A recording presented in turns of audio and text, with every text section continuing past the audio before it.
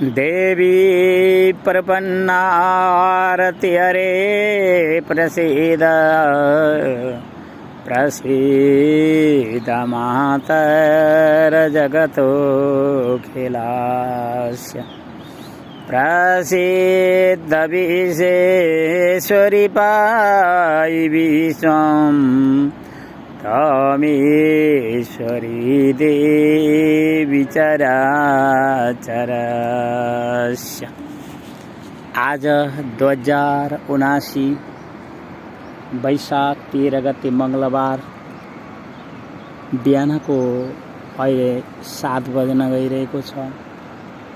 सूर्य अन्तरिक्षमा आफ्नो सौर्य बल साथ प्रकाशित हुनुहुन्छ। हामीले जुन 2079 लाई दैवी कला अनुसन्धान वर्षको रूपमा दैवी कला विभूति दर्शन देख्नका निमित्त उभिँदै गर्दा हामीले यी सूर्य, चन्द्र, पृथ्वी माता, जल, वायु, आकाश, ती अग्नि देवता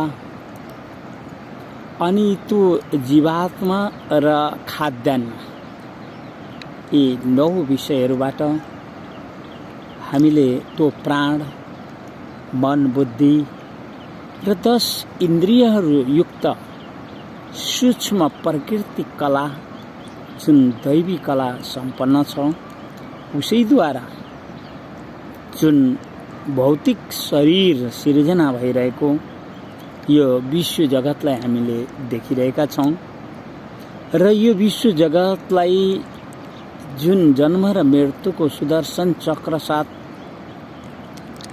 प्रकृति सन्तुलन बनाउने दायित्व दैवी बलको देखियो। त्यसै कारणले दैवी सिद्धि र दैवी कलाहरूको विषयमा अनुसन्धान गर्न अनिवार्य पनि देखियो।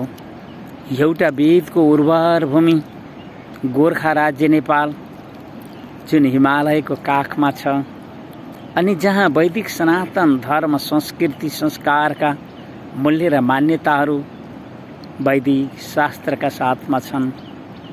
हामी त्यही वातावरणमा उभिएर पनि आज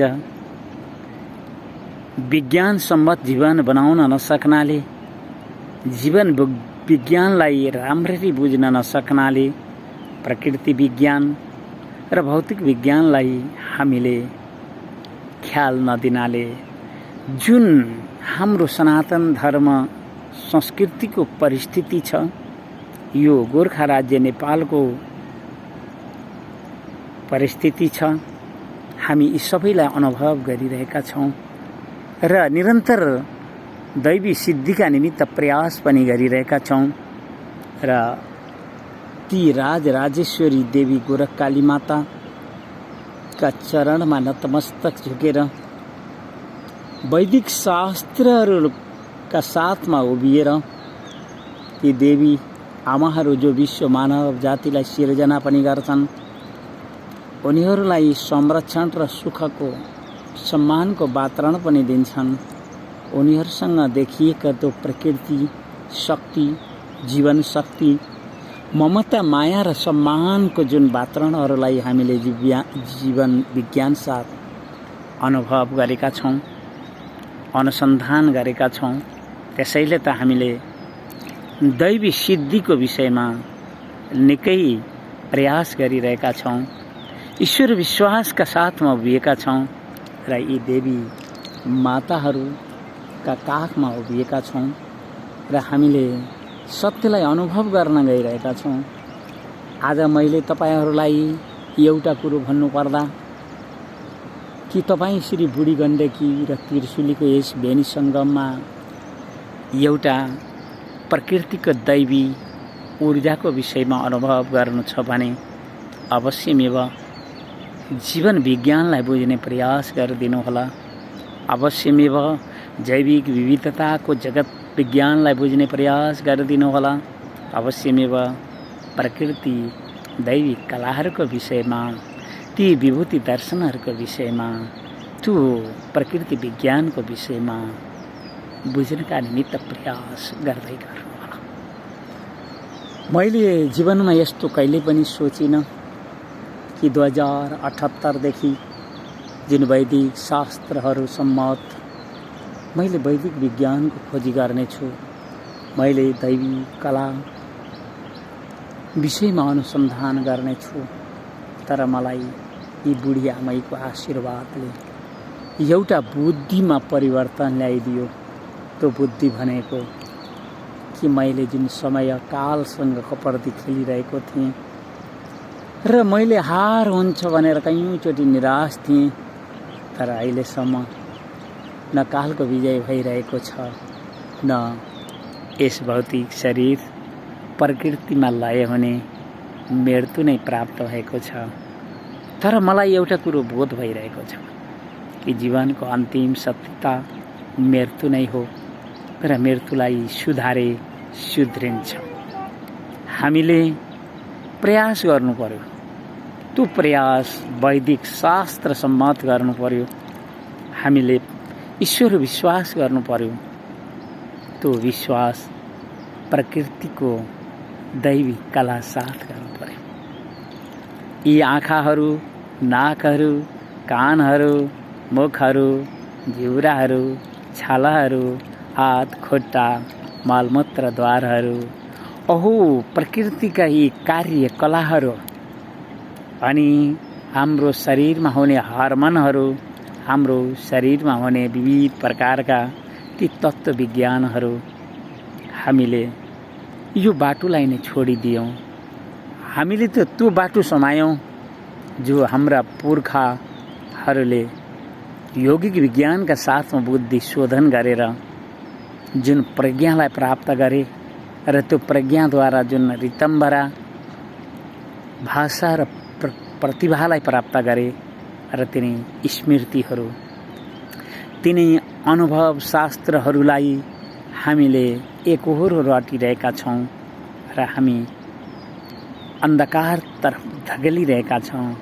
अन्धविश्वासलाई संरक्षण दिइरहेका छौँ र धार्मिक शोषणका साथमा धार्मिक विकृति र विसङ्गति वातावरणहरूमा हामी रमाइरहेका छौँ, उल्झिरहेका छौँ र फँसी पनि रहेका छौँ। सायद तपाईँलाई मेरा विचारहरूले असन्तुष्टि पनि हुन सक्छ, किनकि वैदिक शास्त्रहरू तपाईका निमित्त शिक्षाका लागि हुन्।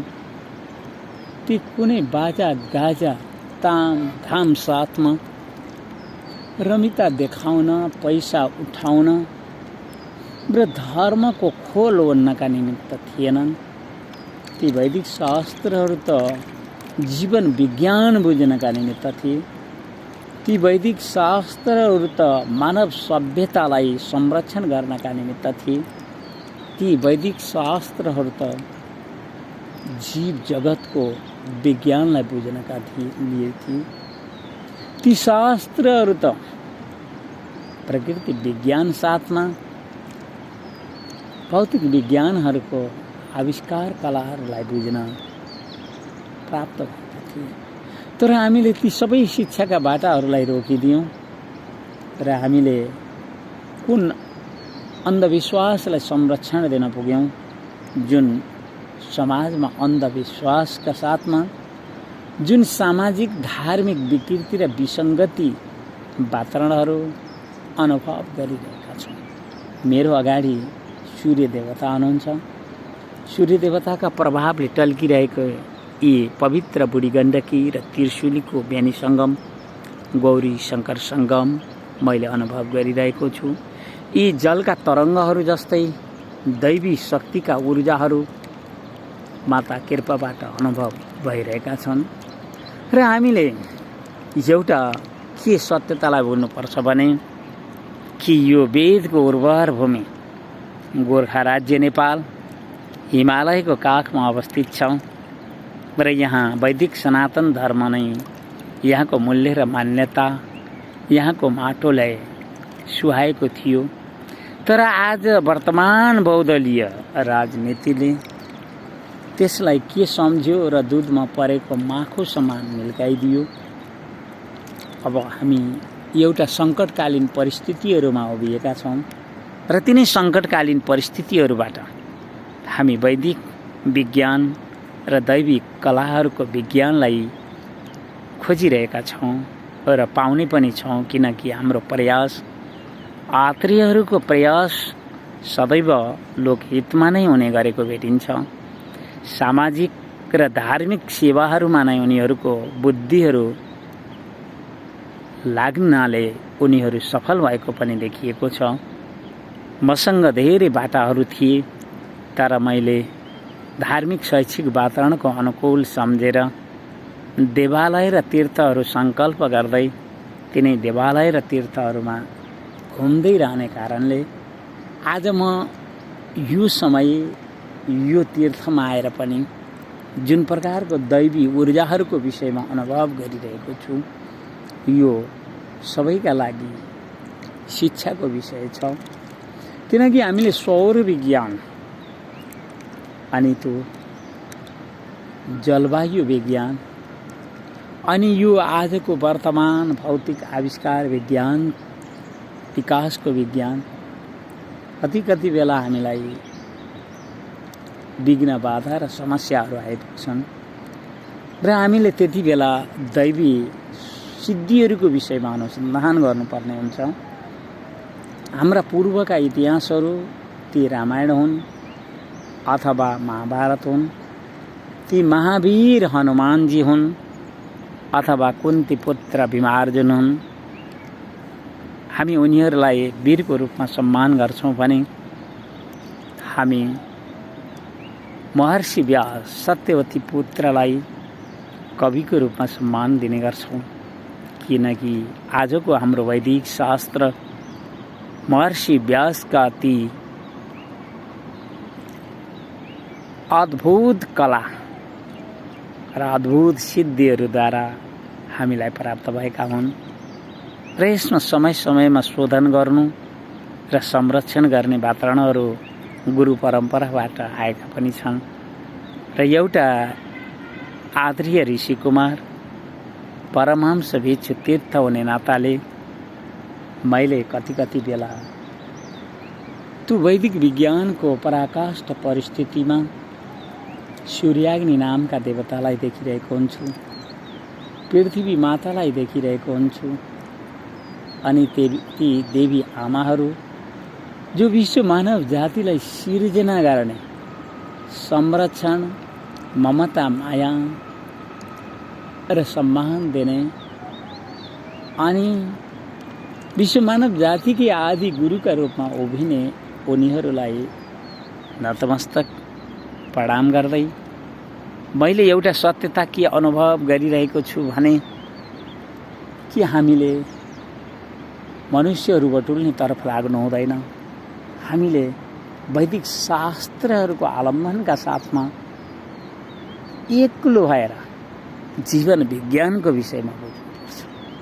जब हामी जीवन विज्ञानलाई बुझिदिनेछौँ, दैविक कलाको विषयमा राम्ररी अनुभव गर्नेछौँ अनि हामीले भौतिक विज्ञान र अध्यात्म विज्ञानको बीचमा वास्तवमा अन्धविश्वासले कति धोका दिन्छ, धार्मिक अन्याय, शोषण र त्यो विकृति, विसङ्गति विचारहरूले समाजलाई कति दुःख दिन्छ, यी सबै विषयहरू बुझ्न सकिन्छ। तपाईँ सौर विज्ञानको विषयमा बुझ्ने प्रयास गर्नुहोस्, त्यहाँबाट तपाईँलाई जीवन विज्ञानमा निकै सहयोग सिद्ध परिस्थितिहरू प्राप्त हुनेछ भन्दै मैले आजको दृश्य भिडियोलाई यतै पनि रोक्छु। देवी प्रपन्नार त्यरे प्रसीद प्रसीद मातर जगत खिलास्य प्रसीद विषे सरिपाई विषम तमेश्वरी दे विचराचरस्य। हस्त धन्यवाद।